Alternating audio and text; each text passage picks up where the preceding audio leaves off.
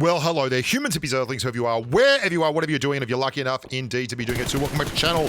I'm Bushka, and let's get better together, baby. Today we're going to be doing spraying, the Spray God Masterclass. I'm not the spray god, but I am someone that does pay attention and likes to maximize their output. So I'm going to be talking about all the things you can do to make yourself better at spraying.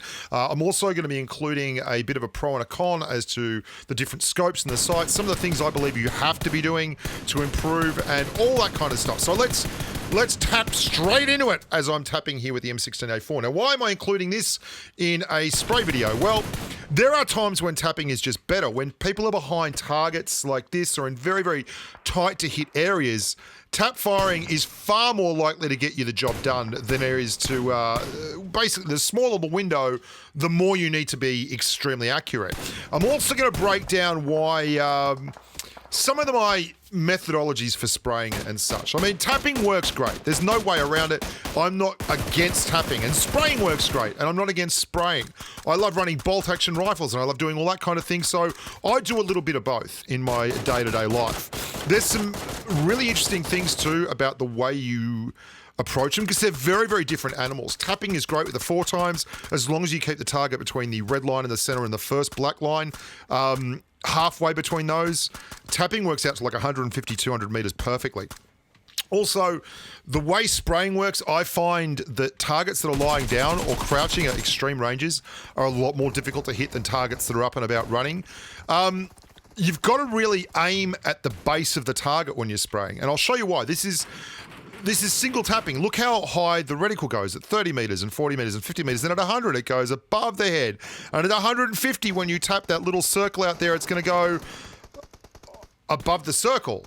Like 2 shots and you're 3 times as high as the circle. So when you're spraying with 3 shots, look how high you climb.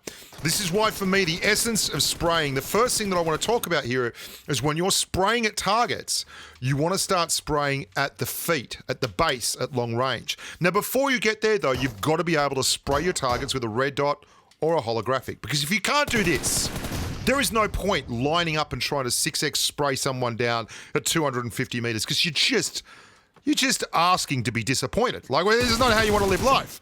You want to control your recoil to do that. Now, to do that, there's sensitivity settings videos that I've got out there and all that kind of thing. But basically, you've got to get the ADS sensitivity that you're using down to an area that you can control it and keep it on target. Other things that are very, very important are the selection of your equipment. When you're spraying, you absolutely want a compensator on your gun. I know it's nice to have a silencer. Everyone loves a suppressor. Like, oh, a suppressor sounds amazing. It's hard to hear where it's coming from. If you run with a compensator, you are reducing recoil, and recoil control is the only reason you're watching this video. If the gun didn't rise up and have recoil, no one would need to watch my YouTube channel. Thanks, recoil, for giving me the living I deserve. So you want to be able to spray with a hollow, and you want to be able to spray with a red dot, and you want to be able to spray with iron sights. You want to be able to keep that gun light and level. The other thing you need to understand is that spraying at close range and spraying at long range are different animals in where you want to aim. As we mentioned before, because of recoil, it becomes very, very difficult the further away you are to make selections on grips and such. Well, look, let me put it this way. Every single loadout I have that I want to spray with, the first primary thing I want is a compensator. A compensator will reduce the recoil on the gun, flat strap. Suppressor does nothing for your recoil. It's horrible. But then, if I want to use anything to control recoil, horizontal recoil is the most important thing in close quarters spraying. It's important at long range as well. But you can get away running a vertical foregrip at range because keeping the gun down is very, very important. Spraying and praying is what we're doing here, because as much as it would be nice to fictionalize the idea that you can control minute adjustments of recoil at 0.095 second intervals, that's just not realistic. The other thing is you want to control recoil, and you can see how hard it is to hit someone who's crouching, because the hardest thing to do is keep the gun at, when you're spraying with a 4X, down below the level of the player's shoulders. Watch me crouch. This is another big thing. If you crouch, your recoil is like massively reduced. So if you run a compensator And this is bot. There's a few bots that I'm going to show you in here because I just wanted to show you what I'm talking about here with the recoil control. This is at mid-range, okay? These are bots. These are bots. I'm not pretending these next 4 kills are all bots.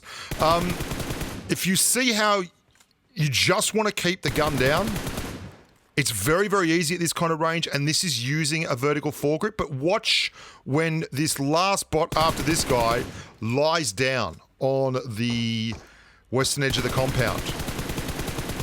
That is much, much harder to hit because I'm not really worried about the horizontal recoil at that kind of range. At that kind of range, I'm worried about vertical recoil.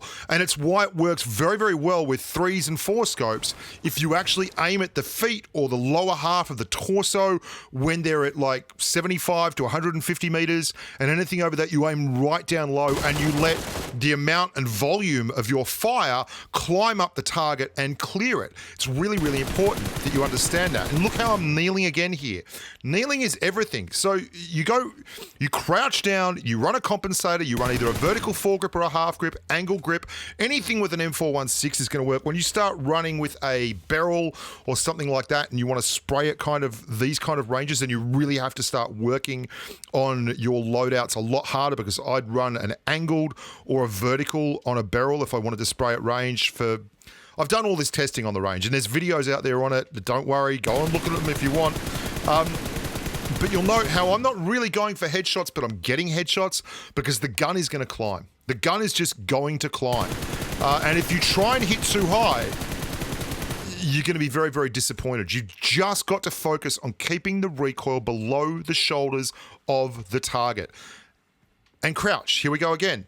First thing I do is crouch. All right, now let's talk a little bit more about specifics. The 3X is great. That's my favorite scope to use in sprays. But a 4X will work as well. The big difference I find with the 4X and the 3X, the 4X is terrible at ADSing and CQC, so I end up having to hip fire absolutely everything, which is great when it works, but it's not super effective in really close range.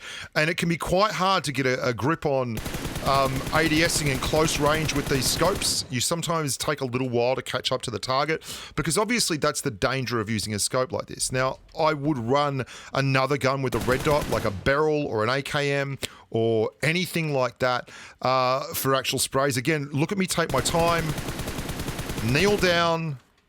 I'm running a half grip here with a compensator on the front and a tack stock. I mean, this is ideally how you want to do it. You should not rely on...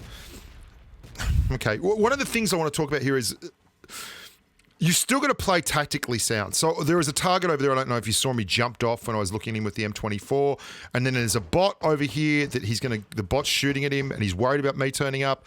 Well, he should. So he goes out to clear the bot and we wait. There we go. We get the target. Now that's smart tactical play, right? But look at how much time I take every time I get a shot in. How often I will crouch.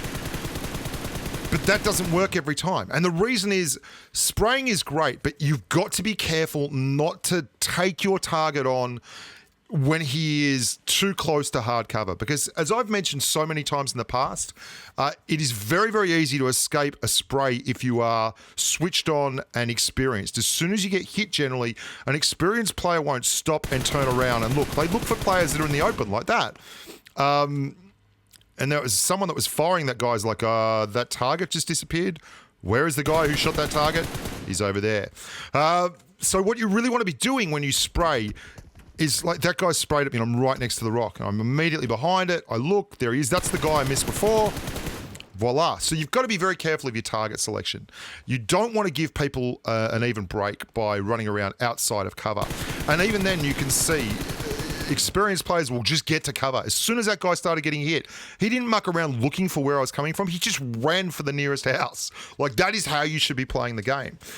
Now, one of the things that I love about the 3 or the 6 down to a 3 is it's not, it gives you a chance to ADS and to go in, but there is no difference between a 6 down to a 3 and a 3 scope on its own. They both are controlled by the same ADS sensitivity settings in your control panel. There is no difference. Go and set the ADS on the 3 scope to 100 and then take a 6 and put it down to 3 and try and fire and come back to me, and you'll realize they're exactly the same scope, right?